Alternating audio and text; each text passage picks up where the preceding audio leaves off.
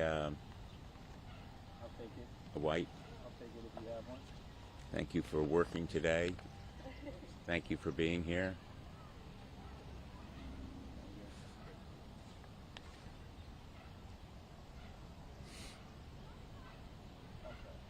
Everybody good? That's it. Okay. As everyone knows, sunburns can be a problem even on days that seem overcast because the sun's rays penetrate fog and clouds.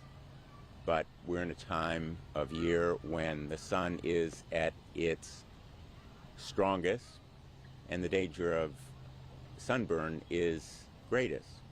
But sunburn really isn't the danger. In fact, the ultraviolet rays that cause sunburn, UVB rays, are not the ones that cause cancer, which are UVA rays.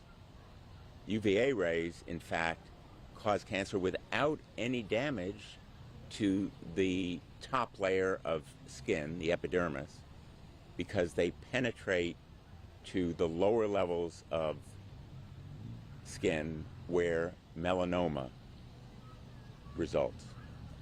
Melanoma is the most common cause of cancer. It is among the deadliest cancers. It is among the most preventable cancers. In fact, as a non-scientist, I would say melanoma is almost completely preventable because precautions can be taken against the UVA rays that are the leading cause of melanoma. That's just science. Unfortunately, the government agency that is responsible for applying science to protect us is failing to do its job in approving sunscreens with the ingredients that can stop those UVA rays that cause melanoma. Pretty simple.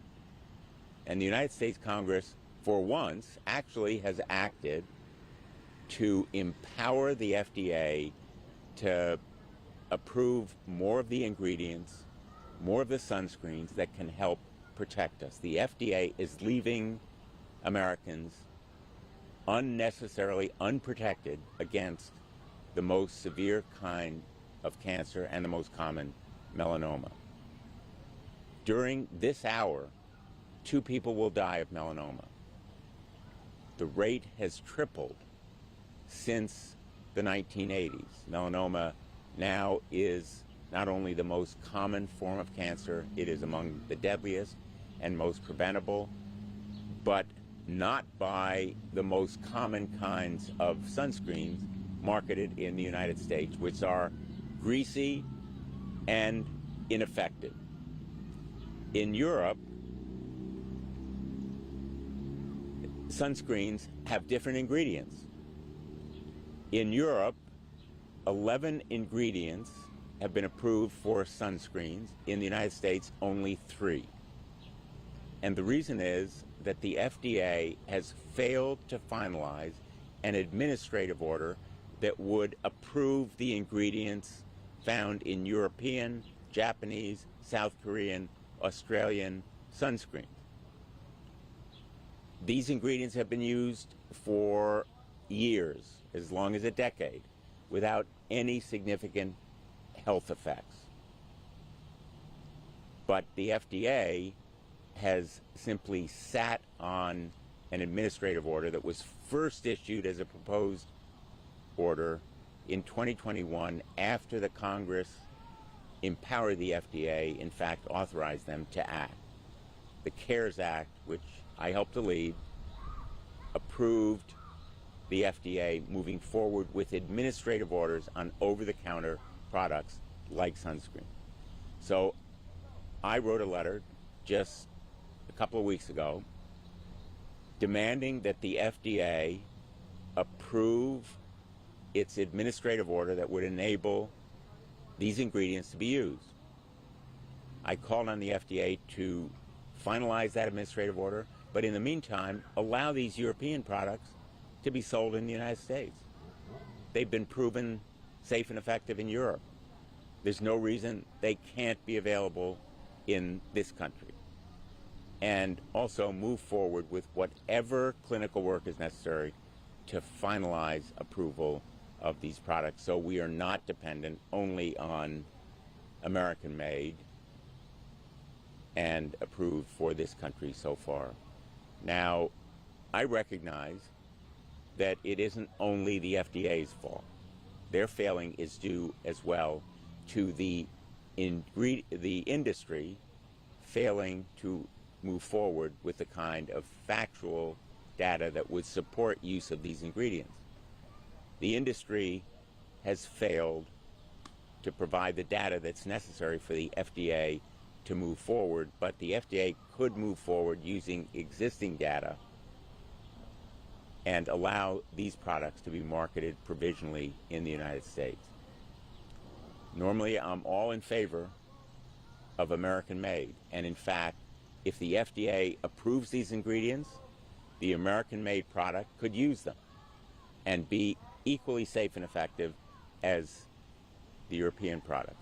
The FDA is stymieing American competition, American protection of people against melanoma and other skin cancer, and the industry failing to provide data and approve and use these ingredients. So people looking to use sunscreen would be well advised to try to get their hands on these European products, but also to bring pressure on the FDA to move forward with its administrative order that would enable and empower and indeed require American-made products to use these kinds of ingredients that have been proven safe and effective in Europe. Happy to take your question. Has the FDA given any reason to Congress as to why they've been sitting on this for 3 years now? The FDA says that they need more data from the companies in this country. But that excuse fails utterly to justify these delays, because the FDA could order the companies to provide the data, and it has simply been on the sidelines. And you wrote this letter. Is it just you? Do you have, is there support for this from other federal lawmakers? I wrote this letter with a sense of urgency before our recess. I'm going to enlist others in similar efforts. I asked for a response by the FDA by July 26th, and we're going to see what the FDA says when it responds to my demand that it move forward. If it gives me a reason for not doing so, I'm going to enlist my colleagues in trying to overcome that resistance, because there's simply no reason for the FDA to sit on its hands. You said a couple of things that I kind of like red flag on you. It's like the industry is not providing the data. The FDA could order that thing. Do you suspect that there might be some type of lobbying in getting this done, because it may cost more, it may, eat into some of the profits? The FDA, this issue is a long-standing problem. I led passage of the Sunscreen Innovation Act in 2014 because the industry was lobbying against the FDA approving new products and requiring safer ingredients. Lobbying by the industry against stronger, safer sunscreens is a long-standing problem. And that's the reason why Congress finally has acted. But the industry has continued to resist and oppose the kind of competition and approval of new ingredients that the FDA can and should do. And that's why I am trying to elevate and highlight this issue so that consumers will put pressure on the FDA as well as ourselves in Congress.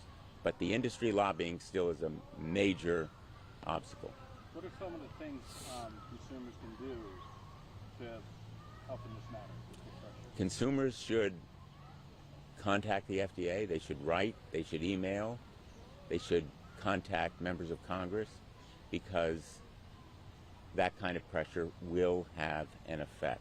There is no reason, based on science and fact, that these ingredients have not been approved.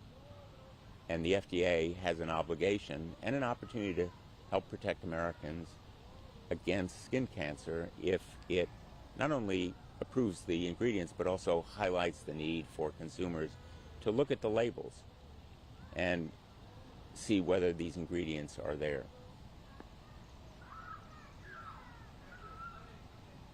Can I ask you an off-topic? Sure. In That's light of why I wore recent my events- coat and tie. In light of recent events, do you have any concerns about President Biden's campaign? I think that the American people are going to be looking to 4 years of Trump versus Biden, not just an hour and a half of debate between them. And the contrast is so absolutely clear. I believe the American people will make the right decision against a candidate working for himself as opposed to Joe Biden fighting and working for the American people. Joe Biden may have had a bad night, but 4 years of Trump is a nightmare. And I think the American people will make the right decision. I have another off topic that's not related to that, but a different topic. You obviously, as chair of PSI, have had 2 hearings now with Boeing. You had whistleblowers. You also had Dave Calhoun. Related to the 2018 and 2019 crashes, today is the deadline for Boeing to decide if they want to accept the DOJ's plea deal or potentially take it to trial. Any comments on that? Have you been following, and how could that impact, the ongoing investigation about newer issues from the past couple of years? Whatever the decision today by Boeing, whether to accept a plea deal, the plea deal will have no impact on our investigation. We are going to continue to dig deeper and more aggressively for the facts surrounding Boeing's culture of cover-up and their failure to produce planes that are quality and safe. We're going to dig into the culture of cover-up that has produced retaliation against whistleblowers and has compromised the quality and safety of Boeing products. And what's really needed is the facts to be uncovered and for individuals to be held accountable. And that's what I hope will come from our investigation, even if it's not the result of a plea deal between Boeing and the Department of Justice.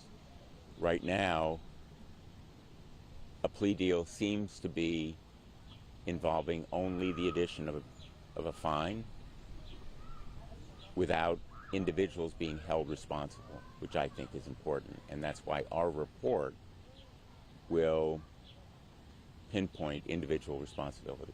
And some of the families of those victims from the 2018 and 2019 crashes said this week that they don't think the plea deal is enough, as you mentioned. They don't think the fine's high enough. They don't think people are going to be held responsible. Do you think that's enough of a consequence for Boeing, or is it kind of just a slap on the wrist? Another financial fine or penalty can be regarded as the cost of doing business. What's really needed is not just Boeing pleading to a felony as a company, but individuals held responsible. And that's what ultimately will provide justice for the families and loved ones, but also for the American public, who deserve to know who was responsible. And our investigation at the Permanent Subcommittee on Investigations, which I chair, is going to continue to demand facts from Boeing. We will have more hearings. We will produce a report. We can't indict, but we can name and report. And the loved ones and families who have lost brothers and sisters and sons and daughters, and the American public deserve to know why Boeing compromised safety and quality, why a culture of cover-up developed there, and why a once great engineering company really lost its way.